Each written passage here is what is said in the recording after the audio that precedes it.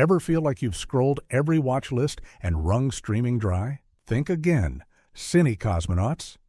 Today, we're hopscotching back to the swinging 60s, where razor-sharp satirists peered into tomorrow and whispered, "Brace yourself, smash that subscribe button, and strap in. These 13 prophetic sci-fi gems are about to turn your present day upside down." Dr. Strangelove, or How I Learned to Stop Worrying and Love the Bomb, 1964. Picture this. A cigar-chomping U.S. Air Force general goes rogue, locks himself in a high-security base, and orders his nuclear-armed B-52 squadron to obliterate the Soviet Union. All before he's finished his afternoon chewing gum.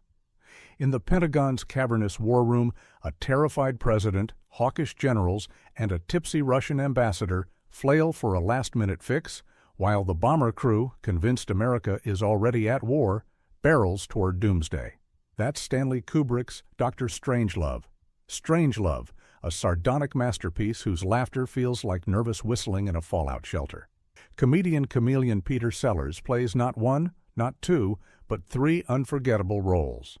The bewildered President Merkin Muffley, the foppish RAF exchange officer Group Captain Mandrake, and the titular ex-Nazi nuclear strategist whose mechanical hand salutes the Führer on reflex.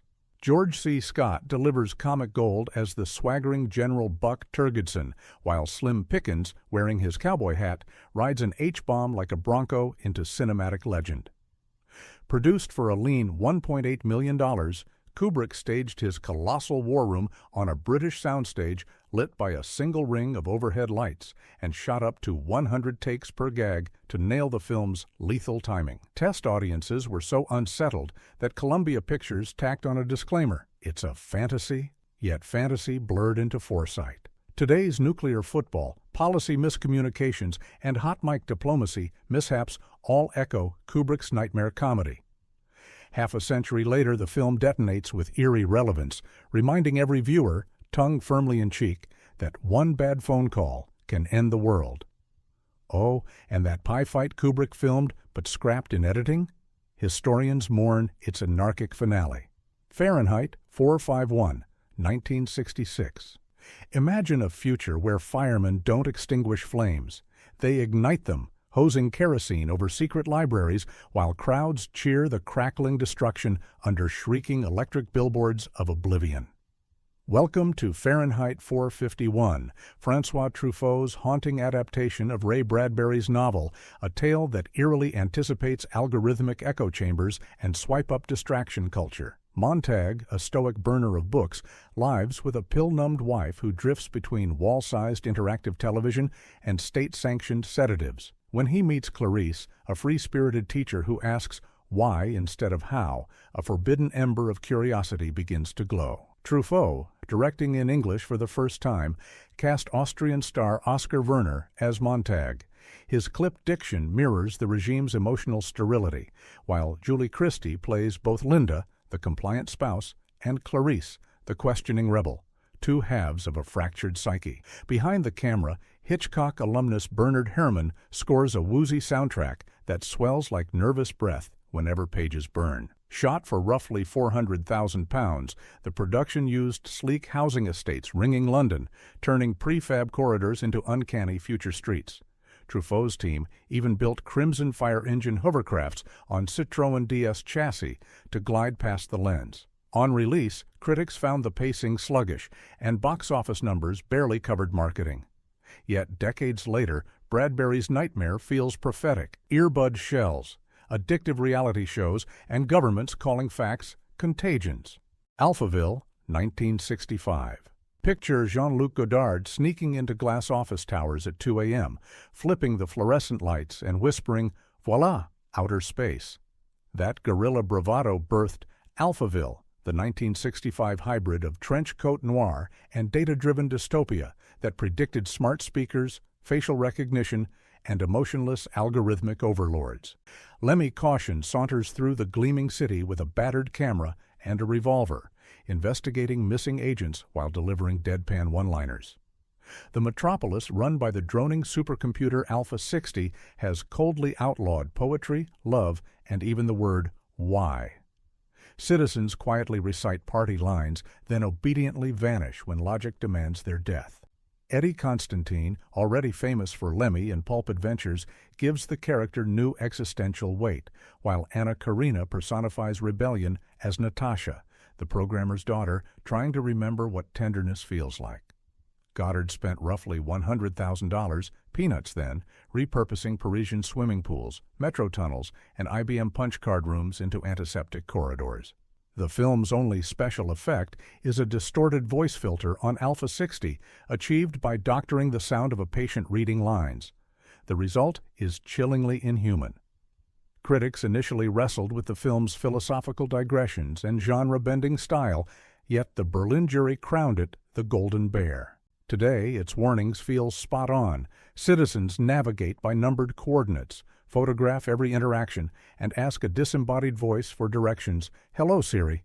Even the luminescent street signs echo screens that now dictate our sleep cycles. The Presidents Analyst, 1967. Before smartphones glued themselves to our palms and tech giants harvested behavioral gold, the Presidents Analyst fired a warning shot wrapped in screwball espionage. James Coburn plays Dr. Sidney Schaefer, an ego-stroked psychoanalyst thrilled to become personal shrink to the U.S. president, until the paranoia he treats infects him. Suddenly, every spy outfit on the planet, from KGB moles to flower power radicals, chases Sidney because his head now holds classified fears straight from the Oval Office. Director Theodore J. Flicker stages the madness like a Mad Magazine collage. Psychedelic clubs throb with sitar fuzz.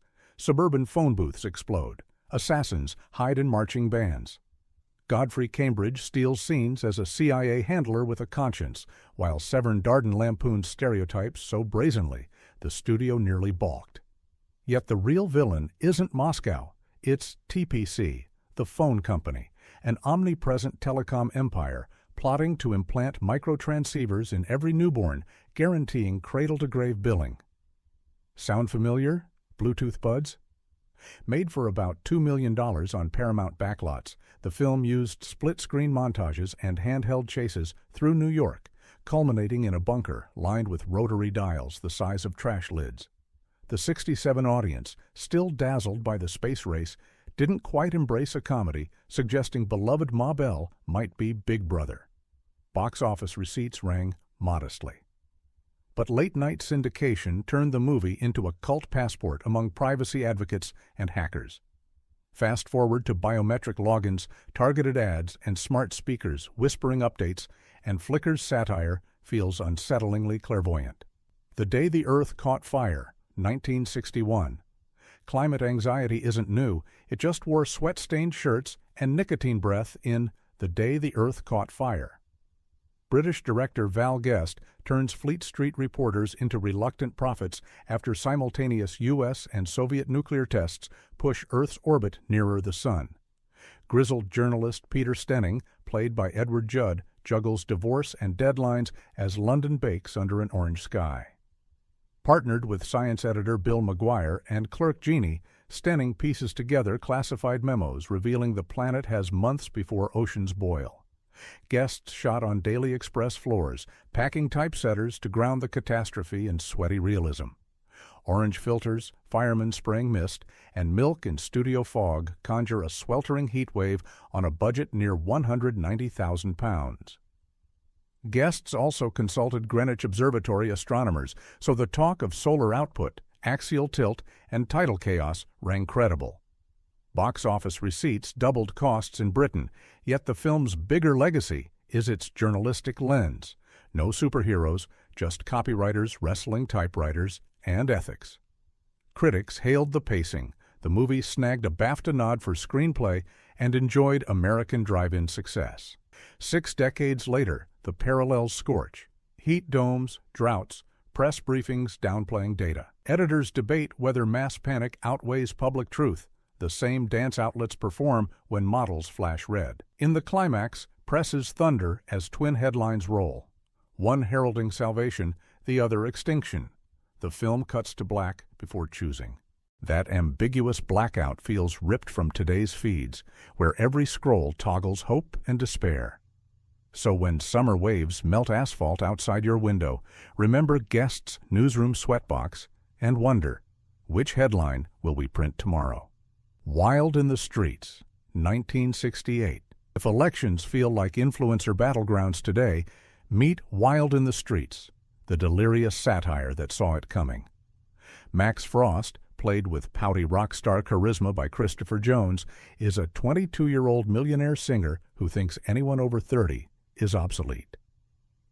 When a congressman proposes lowering the voting age to 18, Frost hijacks the movement, unleashing a hit anthem and massive demonstrations that force Congress to cave, then pushes the age to 14.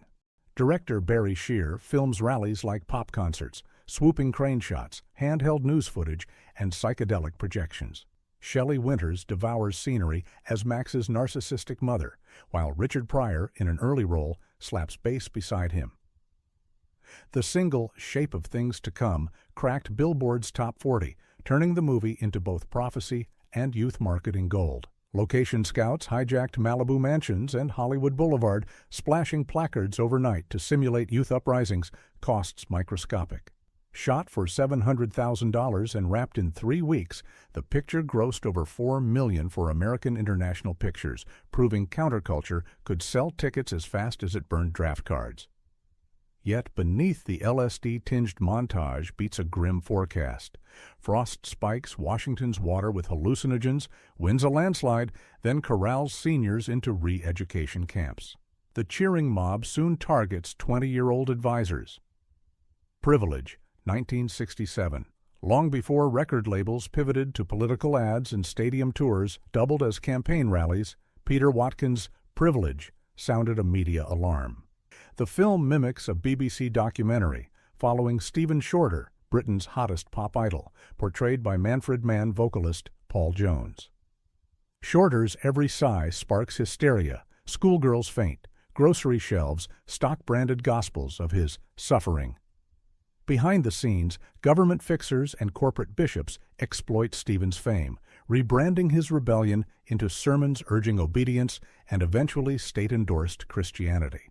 Watkins, fresh off docudrama Culloden, shot in Birmingham arenas packed with genuine fans, keeping costs modest while mining raw crowd energy.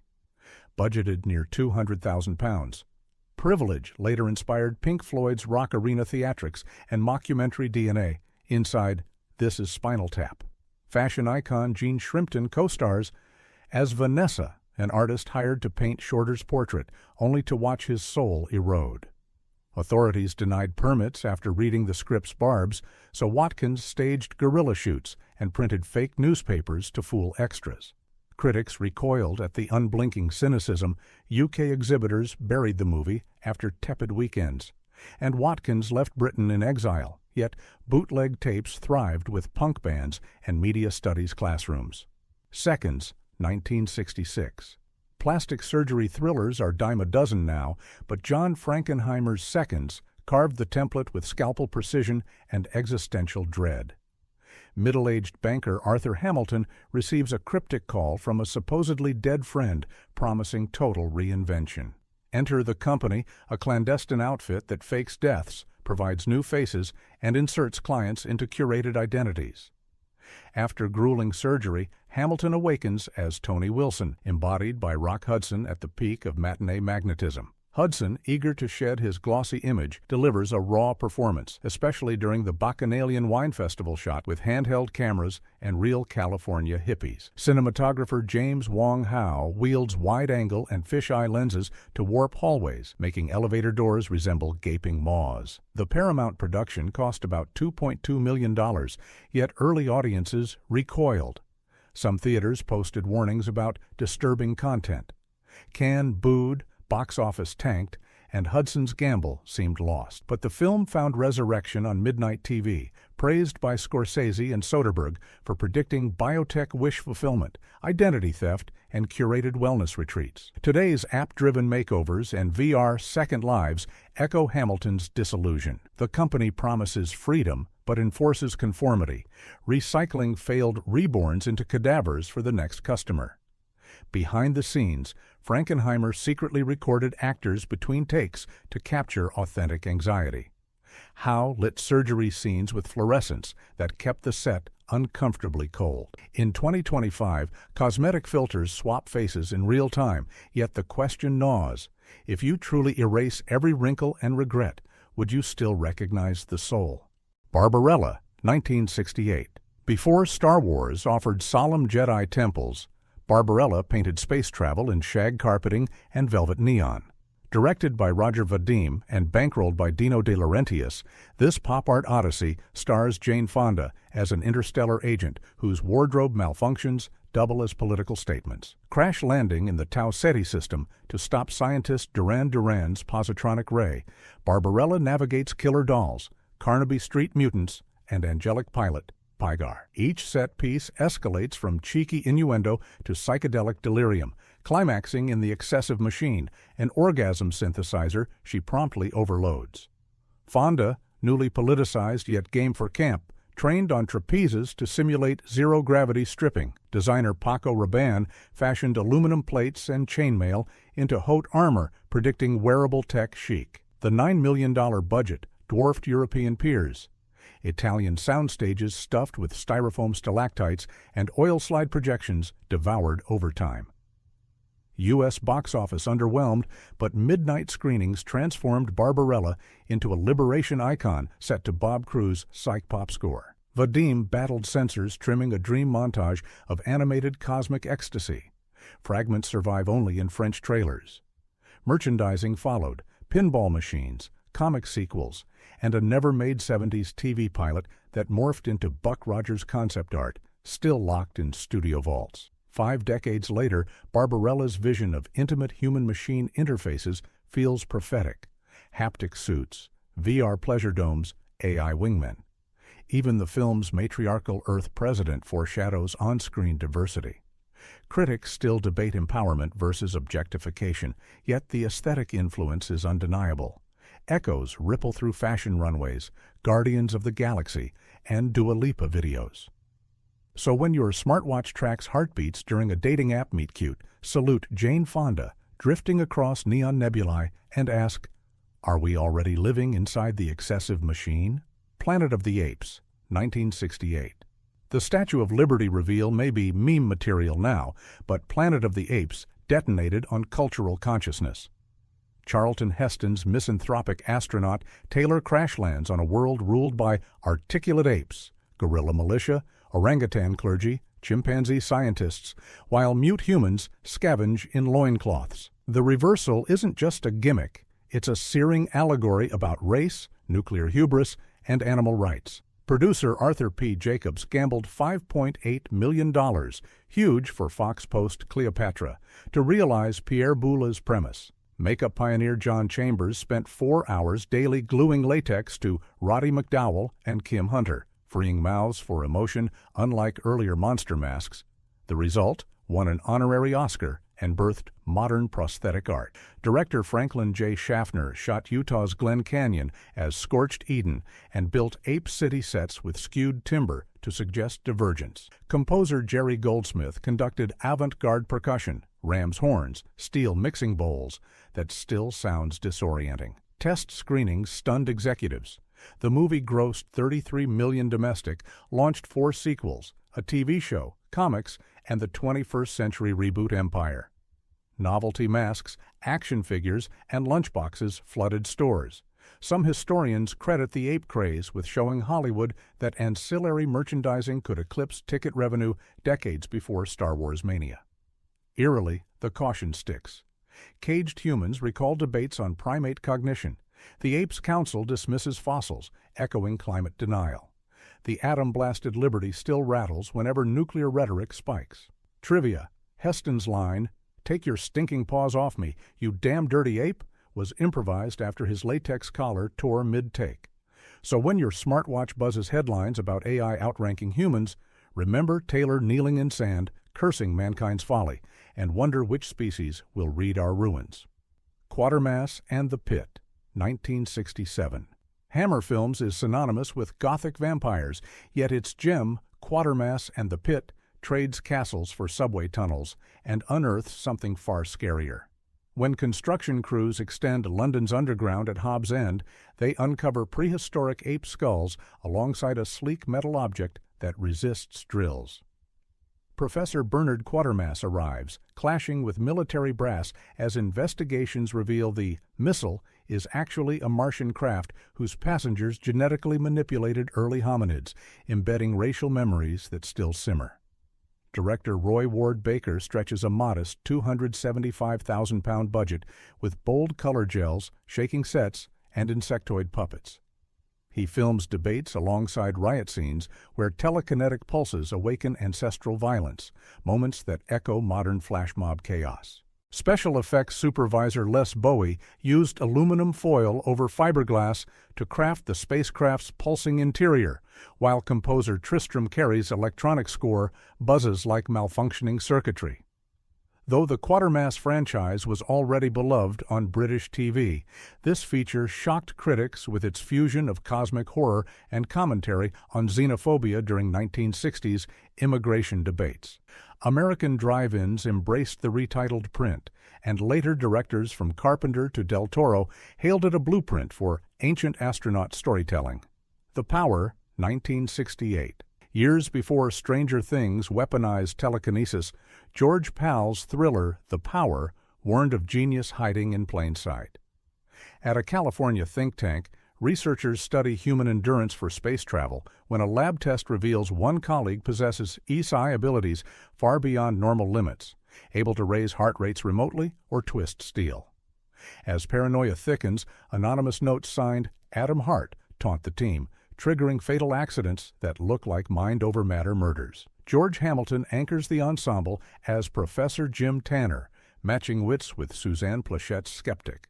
Character actors Michael Rennie, Yvonne DiCarlo, and Earl Holliman fill the Ivory Tower roster. Producer-director George Pal, famed for The Time Machine, flips to Paranoia, shooting split-diopter close-ups and swirling camera moves to suggest unseen mental force. The budget hovered around $1.6 million, but MGM marketing collapsed amid corporate reshuffles, relegating the film to modest runs before fading into television. Composer Miklos Rosa resurrected theremin flourishes from Spellbound for a jittery score that swoops whenever psychic energy spikes. The story, adapted from Frank M. Robinson's novel, predicts DARPA experiments, MK-Ultra lore, Silicon Valley's obsession with cognitive enhancement, and quantum neurology. In one scene, Tanner tests a prototype lie detector that monitors microtremors, technology similar to today's biometric sensors. Behind the scenes, set decorators hid spiral designs across wallpaper to nudge audience unease, a trick later echoed by The Parallax View. Critics then called the plot far-fetched, yet 2025 brain-computer interface and tomorrow's headlines feel like sequel notes. The Bed-Sitting Room, 1969. If you mashed Monty Python absurdism with nuclear fallout dread, you'd get The Bed-Sitting Room, Richard Lester's post-apocalyptic farce turning survival into slapstick. After a 2-minute war, British survivors roam a blasted London, clinging to faded titles, even as they mutate into furniture. Young Alan hopes to marry pregnant Penelope inside a crashed double-decker bus while her father frets about class. Spike Milligan and Peter Cook babble as BBC voices in a hot air balloon, insisting broadcasts continue though cables lie in rubble. The script by Milligan and John Antrobus skewers bureaucracy. A policeman still demands bicycle licenses, though roads are ash. Lester shot on Battersea wastelands, keeping costs lean. Costume designer Evangeline Harrison turned tattered Union Jacks into haute rags, identity literally fraying. John Barry's sparse score hums like distant Geiger counters, while cinematographer David Watkin bathes rubble in pale blues, making ruin appear both serene and grotesquely comic simultaneously. Box office flopped. 1969 audiences, reeling from Vietnam, weren't ready to laugh at atomized Britain. Critics like Pauline Kael, however, admired the daring, and the BFI later restored Prince. Prediction quotient? Displaced citizens living in abandoned transport, governments issuing hollow titles, mutation metaphors for ecological collapse. Behind the scenes, Lester encouraged ad-libbing, producing 50 hours of footage trimmed to 90 minutes. One deleted gag showed a man evolving into a filing cabinet, surviving only in photos. And there you have it, celluloid time travelers, 13 incendiary spoofs that looked past peace and love posters and spotted the algorithms, meltdowns, and social upheavals we're wrestling today. Which prophecy jolted you the hardest, and which forgotten treasure will headline your next movie night? Pound that like button, share this reel with every film fanatic in your orbit, and drop your own retro recommendations below. Our comments section is the ultimate think tank. Don't forget to subscribe and ring that bell, because Movieverse is gearing up for more deep-cut voyages. From 70s space anarchists to 80s neon nightmares. Until then, keep the projectors humming and your imaginations wide open. Cinema's past still has messages for our future.